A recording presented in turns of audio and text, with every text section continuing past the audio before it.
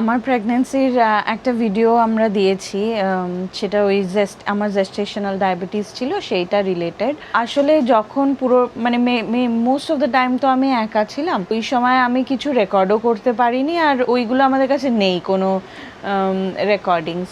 কৌস্তব আসার পর আমরা ছোট ছোট অনেকগুলো মানে কয়েকটা রেকর্ডস করেছিলাম। আমরা ওই বাচ্চার জন্যে ওই জামা কাপড় কিনতে গেছিলাম, তারপরে আমার বন্ধুরা স্বাদ দিয়েছিল।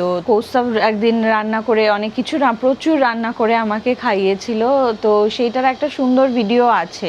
সেটাতে এটাও আছে, আমার বন্ধুরা মানে আমার আগের অফিসের কলিগরা আমাকে রান্না করে খাইয়েছিল, ওরাও অনেক সুন্দর আয়োজন করেছিল, তো সেগুলো সব ওইখানে আছে। আমরা যেটা খুব মিস করেছি সেটা হচ্ছে যে মানে সবাই মিলে একসাথে যে সাধারণত 9 মাসে স্বাদ হয়, তো সেইটা করা হয়নি। মানে আমাকে যেদিন কৌস্তব রান্না করে খাইয়েছে সেই দিন আমরা আমার বন্ধু বান্ধব ওদেরকে কাউকে ডাকতে পারিনি। তার একটা ফানি ব্যাক স্টোরি আছে। প্রথম যেদিন আমরা বাজার করতে গেছিলাম সেদিন আমরা ভেবেছিলাম যে এরকম একটা সবাই মিলে লাঞ্চ বা ডিনারের কিছু একটা প্ল্যান করবো।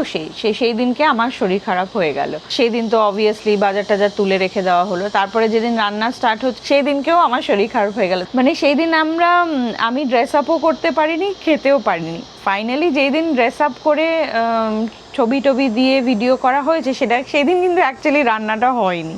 যেহেতু শরীর রোজ রোজ খারাপ হয়ে যাচ্ছিলো ওই জন্য আমরা আর কাউকে ডাকতে পারিনি, কেন অবভিয়াসলি সবাইকে ডেকে সবাইকে ওরকম ব্যস্ত করার তো মানে হয় না। তো তোমরা যদি এই সবগুলো দেখতে চাও, অ্যাগেন মানে এগুলো অনেক একটু হ্যাফাজার্ড ফর্মেই আছে, বাট তোমরা যদি এগুলো দেখতে ইন্টারেস্টেড থাকো তাহলে প্লিজ কমেন্টে জানিও, আমরা সেই ভিডিওসগুলো এডিট করে দেবো।